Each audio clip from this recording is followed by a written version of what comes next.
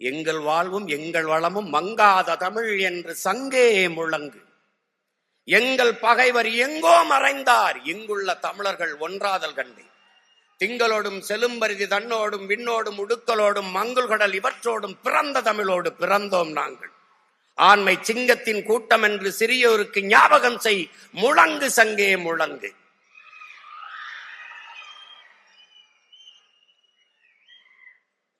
வெங்கொடுமை சாக்காட்டில் விளையாடும் தோளெங்கள் வெற்றி தோள்கள். கங்கையை போல் காவிரி போல் கருத்துக்கள் ஊரும் உள்ளம் எங்கள் உள்ளம். வெங்குருதி தனில் கமழ்ந்து வீரம் செய்கின்ற தமிழ் எங்கள் மூச்சாம் என்று மூச்சுங்கிற தமிழ். ஒரு பேச்சு மொழி அல்ல, அது மூச்சு மொழி. சொல்லுங்கள் என் அன்பு பிள்ளைகளே, சொல் தமிழா சொல். அதில் சொல்லுங்கள், நீங்கள் உலகத்தின் தலை சிறந்த இனத்தின் பிள்ளைகள் என்ற பெருமிதத்தும் திமிரோடும் சொல்லுங்கள். நாங்கள் தமிழர்கள், உலகிலே ஆகச் சிறந்தவர்கள். சூலியசீதர் சொல்றான், அடுத்தவன் எழுந்து உன் தகுதியை அறிவிக்கிற வரை காத்திருக்காதே, நீயே எழுந்து சொல் நான் ஆகச் சிறந்தவன் என்று. தமிழன் பெருமைக்குரியவன். காரணம், தமிழ் பெருங்குடியில் பிறந்ததனாலேயே தமிழன் பெருமைக்குரியவன் என்கிறார் புரட்சி பாவலர்.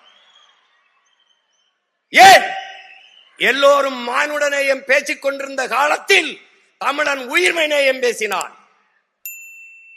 பிறப்பு ஒக்கும் எல்லா மனிதருக்கும் என்று பிறப்பு ஒக்கும் எல்லா உயிருக்கும் என்றான்.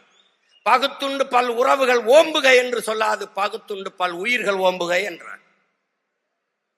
உலகு உலகு உலகு என்று உலகம் தழுவி நேசித்து நின்ற மாண்பு கண்ட மக்கள் தமிழர்கள் என்பதை சொல் தமிழா சொல், நிமிர்ந்து சொல். வாடிய பயிரை கண்ட போதெல்லாம் வாடினேன் என்கிறான் வள்ளலார் பெருந்தகை. பயிருக்கும் உயிர் இருக்கிறது என்று வாடி நின்றவன் நம் முன்னவன்.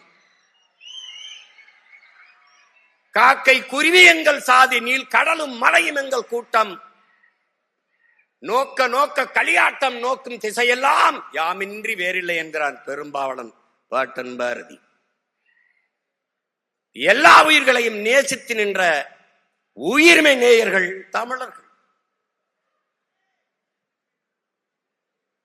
அவன்தான் யாதும் ஊரே யாவரும் கேளிர் என்று இரு கரமும் விரித்து உலக மக்களை ஆறத் தழுவி நேசித்து நின்றவன் தமிழன். பாரடா உன் மானுட பரப்பை, மானுட சமுத்திரம் நான் என்று கூவு, விசால பார்வையால் விழுங்கு மக்களை என்றான் புரட்சி பாவலன் பாவேந்தன் பாரதிதாசன். நீ ஒரு பேரன்புக்காரன், பெருமைமிக்க இனத்தின் மகன். உலகத்தின் முதல் மொழி உன்மொழி தமிழ் என்ற சொல்லை உறக்க சொல், சொல் தமிழா சொல். அவரவர் தாய்மொழியிலே பேசிக் கொண்டிருக்கிறார்கள். நாங்கள் அந்த மொழிகளின் தாய்மொழியில் பேசிக் கொண்டிருக்கிறோம்.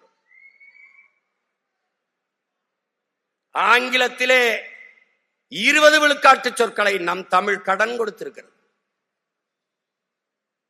உலகில் எந்த மொழியின் துணையும் இன்றி தனித்து இயங்கக்கூடிய உயர் தனி செம்மொழி ஒரே மொழி உலகிலே உன்மொழி என் மொழி தமிழ்.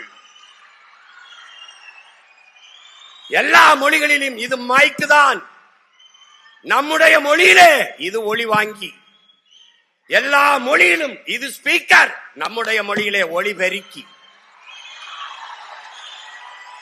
எல்லா மொழியிலும் இது லைட், நம்முடைய மொழியிலே இது விளக்கு. எல்லா மொழியிலும் அது சேர், நமக்கு நாற்காலி. எல்லா மொழியிலும் அது லேப்டாப், நமக்கு மடிக்கணினி. எந்த மொழியின் துணையின்றி தனித்து இயங்கக்கூடிய உலகில் ஒரு மொழி உண்டென்றால் அது நம்முயிர் தமிழ் என்பதை என்னிலும் இளைய என் தம்பிதங்கள் அறிந்து கொள்ள வேண்டும். உன்னுடைய கொள் அவனுடைய கில், உன்னுடைய உடன் அவனுடைய எஸ்போர்ட் சடன், உன்னுடைய பேச்சு ஒரு எஸ்போர்ட் ஸ்பீச், உன்னுடைய பஞ்சு ஒரு எஸ்போர்ட் ஸ்பாஞ்சு, உன்னுடைய நாவாய் அவனுடைய நேவி, உன்னுடைய கட்டுமரம் அவனுடைய கட்டுமரான், நம்முடைய காசு அவனுடைய கேசு. பூரா நம்ம கிட்ட இருந்து எடுத்து வச்சுக்கிட்டு அடுத்தவன் மொழியை அறிவென்று கருவது போல ஒரு அறியாமை உலகத்தில் கிடையாது.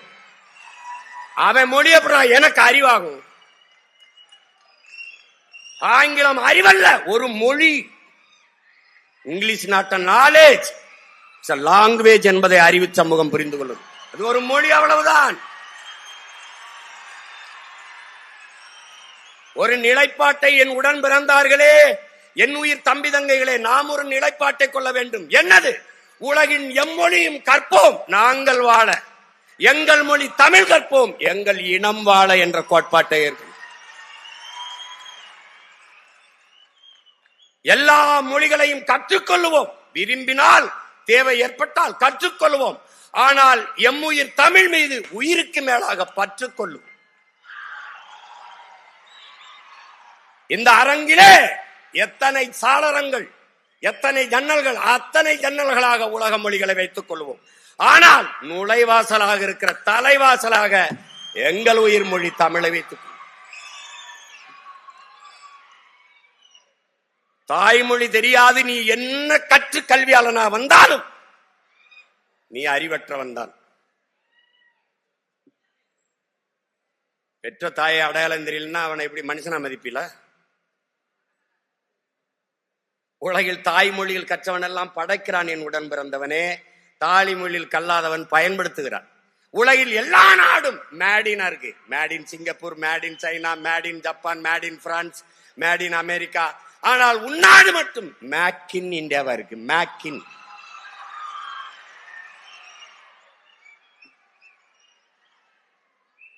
தாய்மொழி கல்வி என்பது குழந்தைக்கு தாய்ப்பால் போல, அதை கொடுக்காதும் ஒருவித தேசத்துறவு குற்றம் என்கிறார் நல்ல அண்ணல் காந்தியடிகள். அறிவார்ந்த என் தம்பி தங்கைகளை புரிந்து கொள்ள வேண்டும். தமிழ் என்பது வெறும் மொழி அல்ல, நம் முகம். உங்கள் முன்னால் நிற்கிற உங்கள் உடன் பிறந்தவன் என்ன சாதி தெரியாது, என்ன மதம் தெரியாது. ஆனால் என் வாய் வழியே வருகிற என் மொழி தமிழ் என்னை அடையாளப்படுத்துகிறது. நான் தமிழன் என்று அடையாளப்படுத்துகிறது. அதுதான் என்ன அடையாளம். நீ உலகின் எந்த ஓரத்துக்கு சென்றாலும் நீ யார் அவன் கேட்பான், ஹூ ஆர் யூ. அங்க போய் ஐ ஆம் மேன்லாம் சொல்லிட்டு கூடாது. அப்புறம் குரங்கு நான் கேட்கிறேன், அப்படி இல்லை. நீ எந்த மொழியில் பதில் சொல்கிறாய் என்பதை பார்ப்பதற்காகவே அந்த கேள்வியை எழுப்புகிறான். உலகில் எங்குமோ ஐ ஆம் பிரான்ஸ் கிடையாது, ஐ ஆம் பிரெஞ்சு அப்படிதான் கை கொடுக்குவான். இங்கிலாந்துக்கு போ, பிரிட்டனுக்கு போ, ஐ ஆம் பிரிட்டிஷ் கிடையாது, ஐ ஆம் இங்கிலீஷ் அப்படிதான் அறிமுகப்படுத்துவான். ஏன்னா அதுதான் அவன் அடையாளம். எழுதுங்கள் என் நெற்றியில் நான் இஸ்லாமியன் என்று இன்று முகமது தர்வீஸ் முழக்கத்தை முன்வைக்கவில்லை. என் உடன் பிறந்தவனே, எழுதுங்கள் என் நெற்றியில் நான் அரேபியன் என்று. அப்படிதான் எழுதினான், அப்படிதான் முழக்கத்தை முன் வச்சான். அதுதான் நம்ம அடையாளம். அதை விட்டுறக்கூடாது. மொழி அழிந்தால் மொழியை பாதுகாத்த இனம், கடுகளவு இருந்தாலும் மொழியை பாதுகாத்த இனம் மலையளவு உயர்ந்து வாழுங்கிறான். மொழியை அழிய கொடுத்த இனம் மலையளவு இருந்தாலும் கடுகளவு சிறுத்து வீழுங்கிறான்.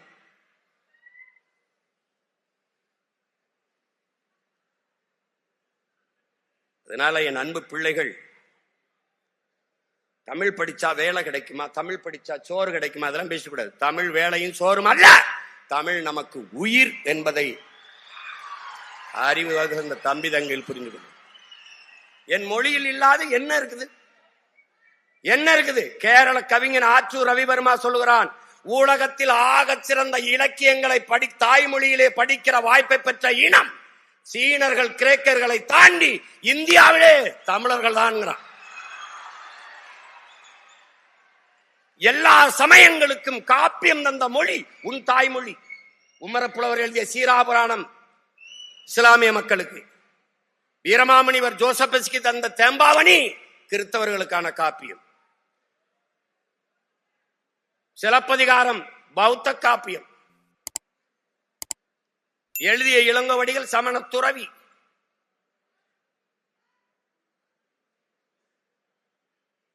மணிமேகலை ஒரு பௌத்த காப்பியம், உங்களுக்கு தெரியும்.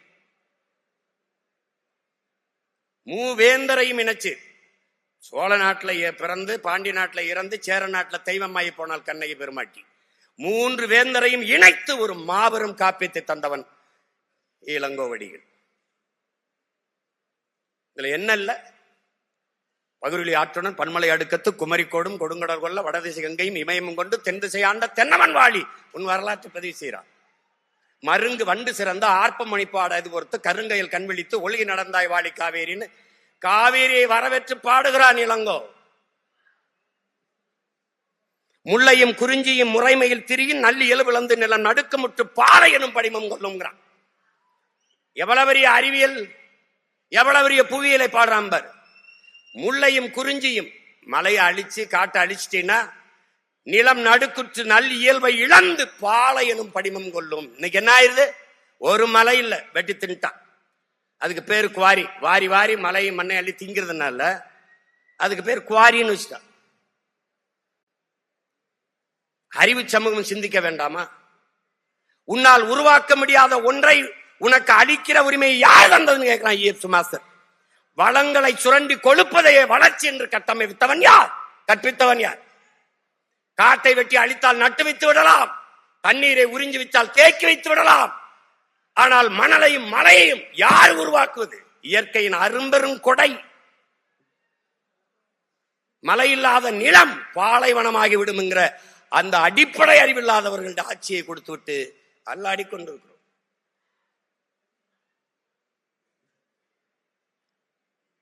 ஒரு நாட்டின் எதிர்காலம் அந்த நாட்டின் வகுப்பறையில் தீர்மானிக்கப்படுகிறது. ஒரு நாட்டின் நலன் என்பது அந்த நாட்டின் ஒவ்வொரு வீட்டின் சமையல் அறையில் தீர்மானிக்கப்படுகிறது. ஒரு நாட்டின் வளம் என்பது அந்த நாட்டின் நிலத்தின் வளத்தை பொறுத்து அமைகிறது. அந்த நாட்டின் நிலத்தின் வளம் என்பது அந்த நாடு பெறுகிற நீரின் வளத்தை பொறுத்து அமைகிறது. அந்த நாட்டின் நீரின் வளம் என்பது அந்த நாடு பெறுகிற மழையின் வளத்தை பொறுத்து அமைகிறது. அந்த நாட்டின் மழையின் வளம் என்பது அந்த நாடு பெற்றிருக்கிற மலைகளின் வளத்தை பொறுத்து அமைகிறதுங்கிறான். நீ எங்க இருக்கு மலை? எங்க இருக்கு? கண் முன்னே உன் நிலம் பாலைவனமாய் கொண்டிருக்கிறது என்பதை தெரியாது நீ தவித்துக் கொண்டிருக்கிறாய். ஒரு அறிவு சமூகம் சிந்திக்கணும். இன்னைக்கு அரசியல் எதுக்கு? படிக்கிற பிள்ளைகளுக்கு எதுக்கு அரசியல்? படிக்கிற பிள்ளைக்கு சினிமா அவசியமா இருக்குதா? படிக்கிற பிள்ளை அரசியல் பேசாம எவன் படிக்கிறது? கற்றவன் தான் மற்றவருக்கு வழிகாட்டணும். வேணாம் வேணாம் நீ ஏன் விலை நிக்கணும்? அன்பு பிள்ளைகளே, அரசியலை விட ஆகச் சிறந்த கல்வி உலகத்திலே ஒண்ணும் கிடையாது. அரசியலை கற்பிக்காது கல்வியே இல்லை. பேசிக்கொண்டிருக்கும் போது நம்முடைய வேந்தர் ஐயா சொல்றாங்க, அடுத்ததுல இருந்து நம்ம தொடங்குறோம் அரசியல் கற்பிக்கிறதுக்கு ஒரு பிரிவை நம்ம தொடங்குறோம்னு சொல்றாங்க. அரசியல் படிக்கணும், அரசியல் பேசணும். ஏன்? ஒரு மனிதனின் பிறப்பிலிருந்து இறப்பு வரை அனைத்தையும் தீர்மானிப்பது அரசு. நீ என்ன படிக்கணும், என்ன வேலைக்கு போகணும், அந்த எவ்வளவு சம்பளம், அது எந்த ஊர்ல அந்த பணியை செய்யணும், எல்லாவற்றையும் தீர்மானிப்பது அரசு. பிறப்பு சான்றிதழ் வாங்குவது இறப்பு சான்றிதழ் வாங்குவது வரை அனைத்து முடிவெடுப்பது அரசு. மின் கட்டணம் எவ்வளவு, அரிசி எவ்வளவு, பருப்பு விலை எவ்வளவு, எல்லாவற்றையும் நிர்வகிக்கிறது முடிவெடுப்பது யார்? அரசு.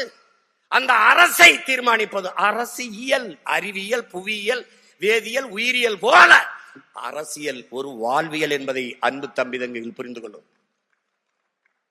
அப்ப எல்லாவற்றையும் தீர்மானிக்கிற அரசியலை நாம் தீர்மானிக்க வேண்டும். நாம் தீர்மானிக்கணும். அரசியல் வேண்டாம் என்று நீ விலகி நிற்கலாம், ஆனால் அரசியல் உன்னை விட்டு ஒருபோதும் விலகி நிற்காது என்கிறான் அரிஸ்டாட்டில். அரசியல் வேண்டாம் என்று நீ விலகி நின்றால் நீ யாரை வெறுக்கிறாயோ அவனுடைய ஆட்சியின் கீழே வாழ நேரிடும் பிளாட்டோ. அரசியல் என்ற எண்ணம் இல்லாதவன் மனிதனாகவே இருக்க முடியாதுங்கிறார் அண்ணல் காந்தியடிகள்.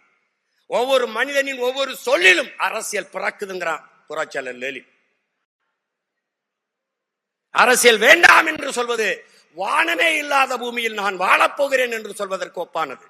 மனித உடலில் இருந்து உயிரை பிரிப்பதும் மனித வாழ்வில் இருந்த அரசியலை பிரிப்பதும் ரெண்டும் ஒன்றுதான்.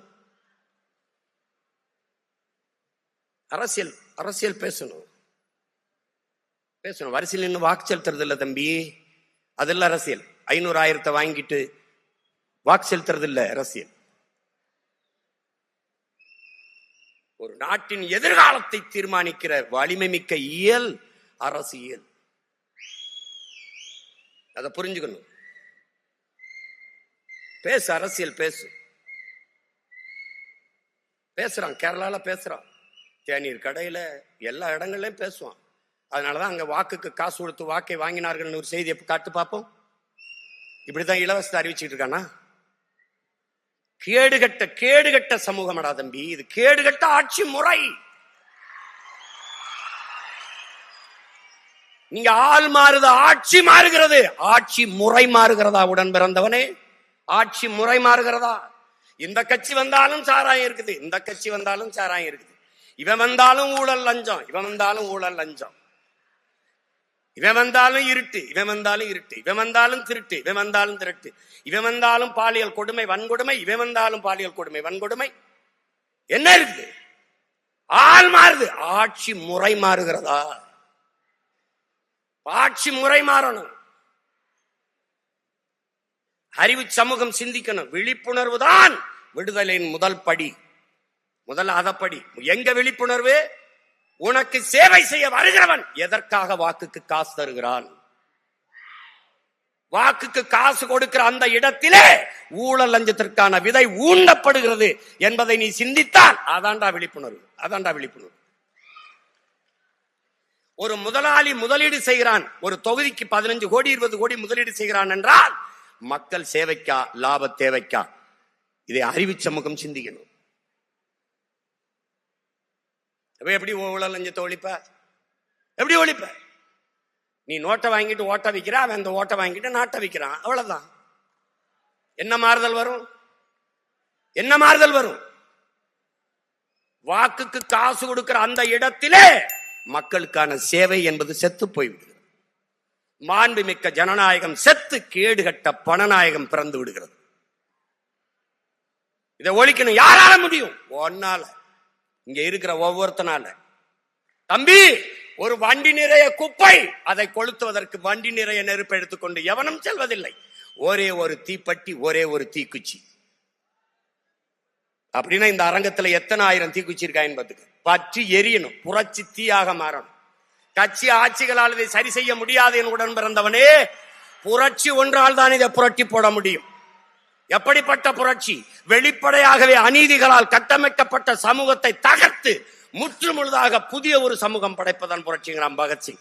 அப்படிப்பட்ட ஒரு சமூகம், அப்படிப்பட்ட ஒரு சமூகம். பாலு கலாத குழந்தை, கல்வி கேங்காத மாணவன், வேலை கலையாத இளைஞன், இதுதான் என் கனவு இந்தியா என்றான். அடிமை இந்தியாவில் பகத்சிங் வைத்த முழக்கம் விடுதலை பெற்று 80 ஆண்டுகளில் இன்னும் அந்த முழக்கத்திற்கான தேவை அப்படி இருக்கிறது. இப்ப யார் மாற்றுவது? யார் மாற்றுவது? முழுமையான நேர்மை, தூய்மை, எதையும் எளிதில் வென்று முடிக்கக்கூடிய ஆற்றல் பெற்ற இளைஞர்கள் 50 பேர் ஒன்றிணைந்தால் போதும், உலகத்தையே மிகப்பெரிய மாறுதலுக்கு கொண்டு வந்து விட முடியும் என்று வீர துறவி விவேகானந்தர் கற்பிக்கிறார். 50 பேர் ஒன்றிணைந்தால் முடியும் என்றால் 5000 பேர் நீங்க இந்த அரங்கிலே ஒன்றிணைந்திருக்கிறீர்கள். உங்களால் முடியாதா? முடியாதா? மாற்றம் என்பது எங்கிருந்து வரணும்? எனக்குள்ள இருந்து வரணும். என்னில் எந்த மாற்றத்தையும் ஏற்படுத்திக் கொள்ள முடியாத நான் சமூக மாற்றத்தை ஏற்படுத்த முடியாது. நீ இந்த உலகத்தை எப்படிப்பட்ட மாறுதலுக்கு கொண்டு வர விரும்புகிறாயோ அந்த மாற்றத்தை உன்னிலிருந்து தொடங்கு என்கிறார் அண்ணல் காந்தியடிகள். நான் எண்ணிலிருந்து, நீ உன்னிலிருந்து, நாம் நம்மிலிருந்து தொடங்குவோம் மாற்றத்திற்கான தொடக்கத்தை.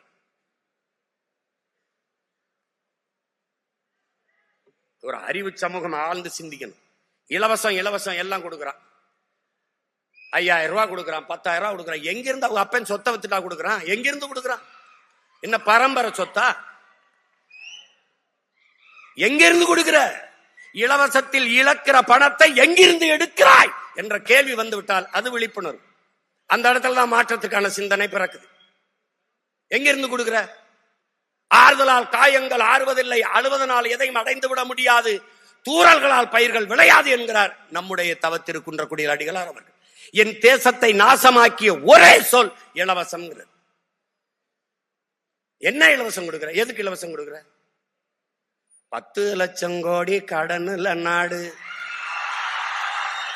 இதுல இலவசம் வேற பெருவெக்க கேடு. தம்பி, 10 லட்சம் கோடி கடனுல நாடு, இதுல இலவசம் வேற பெருவெக்க கேடு. பாக்க சகிக்கல சனம்படும் பாடு, இத வளர்ச்சின்னு வாய்கிளிய போடுறான் போடு. என்னம்மா தேவி சக்கம்மா, நாடு நாசமா போகுத நியாயம்மா. கண்ண தோறந்த பாரம்மா எங்க கவலைய கொஞ்சம் நீதீரம்மா. ஊழல் லஞ்சத்துல ஊறி கிடக்குறான், உண்மை நேர்மைன்னா என்னன்னு கேக்குறான். ஓட்டுக்கு காசை வாரி இறக்கிறான், உழைக்கி மக்களைத்தான் வயிற்றுல அடிக்கிறான். என்னம்மா தேவி சக்கம்மா, நாடு நாசமா போகுதே நியாயமா. பாதுகாப்புன்னு எதுவுமே இல்ல, பச்சை பிள்ளைக்கும் பாலிகள் தொல்ல. நாட்டுல நடக்குது கொலை கொள்ள, இந்த கொடுமையை எங்கேதான் போய் சொல்ல. என்னம்மா தேவி சக்கம்மா, நாடு நாசமா போகுதே நியாயமா. நாசமா ஆக்கிட்டான். இவர் 2000னா அவர் 2000, இவர் 2500. இந்த அண்ணன் பாண்டியராஜன் படத்துல ஒரு ஏலம் விடுவாங்க, 2000, 3000, 4000, கடைசியா பிம்பிளிக்கு பிளாப்பிம்பாங்க. அதான் நடக்குது இங்க. எங்க இருந்து எடுப்ப? 10 லட்சம் கோடி கடன், வட்டி மட்டும் 1 லட்சம் கோடி. என் உடன் பிறந்தவனே 1 லட்சம் கோடி. நாட்டின் நிதிநிலை அறிக்கை 3 லட்சம் கோடி தான் பட்ஜெட். ஆனால் 1 லட்சம் கோடி வட்டி கட்டுகிறார்கள். யார்? ஒரு கடன் பெறுகிறவன் என்ன பண்ணுவா? உன்னை ஈடு கேட்பான், ஒரு அடமானமா சொத்தை கொடு, இல்ல கட்டடத்தை, இதை வீடு எதையாவது காட்டணும். இவர்கள் எப்படி கடன் பெறுகிறார்கள்? எப்படி? ஒன்னு மண்ணின் வளத்தை வைக்கணும், இல்ல மக்களின் நலத்தை வைக்கணும். மக்களின் வரியை 3 முறை மின்கட்டணம் உயர்ந்திருக்கு இந்த ஆட்சியில மட்டும். 3 முறை. சகிக்க முடியாத மின்கட்டண உயர்வு, சொத்து வரி உயர்வு. அப்புறம் இலவச பேருந்து. இப்படி இலவச பேருந்துனா 1 லட்சம் கோடி ஏற்கனவே அதுல கடன் இருக்கு, இழப்பு இருக்கு. இலவச பேருந்து யார் கேட்டது? தரமான பேருந்து தான் கேட்கிறோம். அந்த பேருந்த ஓட்ட பாதை இருக்கா, சாலை இருக்கா, சாலையா இருக்கா, சவக்குழியா இருக்கா? யார் இதெல்லாம் கேட்கறது? யாரு கேட்கறது சொல்லு. முன்னாடி ஒரு விளம்பரம் வரும், பைக் உந்தூர்ல இருக்குல்ல, அதுக்கான சாக்கப் செட், அதுக்கு ஒரு விளம்பரம் போட்டிருந்தான். இப்ப கூட வரும்னு நினைக்கிறேன். ஒரு பெண், ஒரு பொம்பளை பிள்ளை என்ன பண்ணு, 4 குடத்தை அப்படி வச்சுக்கிட்டு நிற்கும். அவன் ஒரு மோட்டர் சைக்கிள் இப்படி வருவான், உந்தூரில் வருவான். வந்தவொடனே கையை காட்டும், ஏத்திக்கிடுவான், குடத்தை பிடிச்சுக்கிறோம். அதாவது குண்டும் குழியுமா இருக்கிற பாதையில கூட கீழே விழாம அந்த அப்படி குதிங்க குளிங்க அழகா போகுதுன்னு சாக்கப் சார் விளம்பரம். இப்ப நம்ம கிட்ட சொல்ற, பைத்தியக்கார பயல, பாதைய ரோட ஒழுங்கா போடுறா, ரோட ஒழுங்கா போடு. குண்டும் குழியுமா இருந்தா கூட பள்ளமேட்டுல கூட அப்படி விழவிடாம அந்த வண்டி போகுதுன்னு விளம்பரம். எப்படி இருக்கு? எங்கே போகுது இந்த நாடு? எங்கே போகுது? 196 லட்சம் கோடி நம்ம நாடு, இந்திய நாடு பெற்றிருக்க கடன். பிறகு ஒவ்வொரு மாநிலமும் 10 லட்சம் 15 லட்சம் கோடிகளை பெற்றால் 500 கோடி கிட்ட வருது. என் அன்பு பிள்ளைகளே, ஒரு கடன் பெற்று கடன் சுமையை கட்ட முடியலன்னா வீடே விஷம் குடிச்சு செத்ததற்கு, தற்கொலை பண்ணி செத்ததற்கு வீடு. அப்ப நாடு கடன் ஆயினால் என்ன ஆகும்? ஏன் இதை அறிவு சமூகம் சிந்திக்கிறது இல்ல? கடன் பெற்று இந்த 5 ஆண்டு கால ஆட்சியில மட்டும் 4.5 லட்சம் கோடி கடன். கேள்வி என்ன? கடனை வாங்கி மின் உற்பத்தியில் தண்ணீரை வடைஞ்சிட்டீங்களா? தடையற்ற மின்சாரம் கொடுத்துட்டீங்களா? பயணிக்க நல்ல பாதையை போட்டீங்களா? ரோடு போட்டீங்களா? அருமையான போக்குவரத்தா? இல்ல என்ன கொடுத்திருக்கு? என்ன கொடுத்திருக்கு அரசு? எதையாவது ஒன்றை நாட்டு மக்களுக்கு நிறைவேற்றிருக்கிற ஒரு நலத்திட்டத்தை சிறப்பா ஏதாவது சொல்லு. ஒரு நாடு வளர்ச்சி என்று கட்டமைப்பதே கடனின் வளர்ச்சியைத்தான். வேற என்ன வளர்ச்சி இருக்கு? இவர்கள் கற்பிக்கிற வளர்ச்சி என்ன? நீ பட்னி எழுந்து செத்தினா கட்டையில எரிக்காம கரண்ட்ல எரிக்கிறது வளர்ச்சி, டெவலப். டெல்லியில ஒரு இது வந்தது, நான் கூட போட்டு காட்டுறேன் பாரு இந்த வாட்டி. ஒரு அம்மா நிறுத்தத்துல வண்டியை நிறுத்துது. ஒரு பிச்சைக்காரர் அப்படி கையேந்தி காசு கேட்கிறாரு. அந்த அம்மா கேஷ் நகைங்குது, என்கிட்ட பணம் இல்லைங்குது, ஒன்லி கார்டு, அட்டை தாங்குது. உடனே அவர் பைக்கில இருந்து ஒரு ஸ்வீப் மிஷின் எடுத்து அப்படி நீட்டுறாப்ல. அந்த அம்மா சிரிச்சுக்கிட்டே அப்படி கிழிச்சு விடுது, அட்டையை கிழிச்சு விடுது. பிச்சைக்காரன் ஸ்வீப் மிஷின் வச்சு பிச்சை எடுக்கிறதல்லடா தம்பி வளர்ச்சி, பிச்சைக்காரனே இல்லாத நாட்டை உருவாக்குவதா வளர்ச்சி. நம்ம எதை நோக்கி நகர்றோம்னு பாரு, எதை நோக்கி நகர்றோம்னு பாரு. இங்கே தேர்தல் அரசியல், கட்சி அரசியல் தான் செய்வார்கள், செயல் அரசியல் கிடையாது, மக்கள் அரசியல் கிடையாது இவர்கள்ட்ட. செய்தி அரசியல், விளம்பர அரசியல் தான் இவர்கள் செய்வார்கள், சேவை அரசியல், செயல் அரசியல் கிடையாது. ஏன் இந்த மாசம் மட்டும்தான், இந்த ஆண்டு மட்டும்தான் கோடை விடுமுறை வருதா? ஏப்ரல் மே இந்த வருஷம் தான் வருதா? அந்த கோடை விடுமுறை செலவுக்கு 2000. ஏன் போன தடவை மே மாசம் வரலையா? கோடை வரல, தேர்தல் வரும்போது நம்ம மேல ஒரு பாசம் வரும்பாரு, அரிய பாசம். வருஷம் பூரா தண்ணியை போடுறது, சலம்புறது, எல்லா வேலையும் பண்றது. கோயில்ல திருவிழா வந்த உடனே அப்படியே மாலையை போட்டு அப்படியே விரதம் இருந்து அப்படியே தீ மிதிக்கிறது, பக்தியை காட்டுறது. அது கோயில் திருவிழா. இது தேர்தல் திருவிழா, மக்கள்கிட்ட பக்தியை காட்டுறது. நான் வந்தா 2000 தாரேன், நான் வந்தா 3000 தாரேன். இங்க தங்கச்சி எல்லாம் பேசுறாங்க, கூட்டணி ஆட்சி தனியா. எந்த ஆட்சியா இருந்தாலும் நல்ல ஆட்சியா இருக்கணும், அதுதான் இங்க முக்கியம். இத்தனை கட்சியை கூட்டி சேர்ந்துக்கிட்டு வர மகாராசா, நீ எதுக்கு ஓட்டு காசு கொடுக்குற? நீ தான் நல்ல ஆட்சி கொடுத்துட்டிய. நல்ல ஆட்சி கொடுத்தா நான் என் ஆட்சியின் சிறப்பை பார்த்து எனக்கு வாக்கு செலுத்துங்கன்னு கேட்க வேண்டியது என்ன? கேட்க மாட்டார்கள். அறிவு சமூகம் புரிஞ்சுக்கிறணும் என் அன்பு பிள்ளைகள்.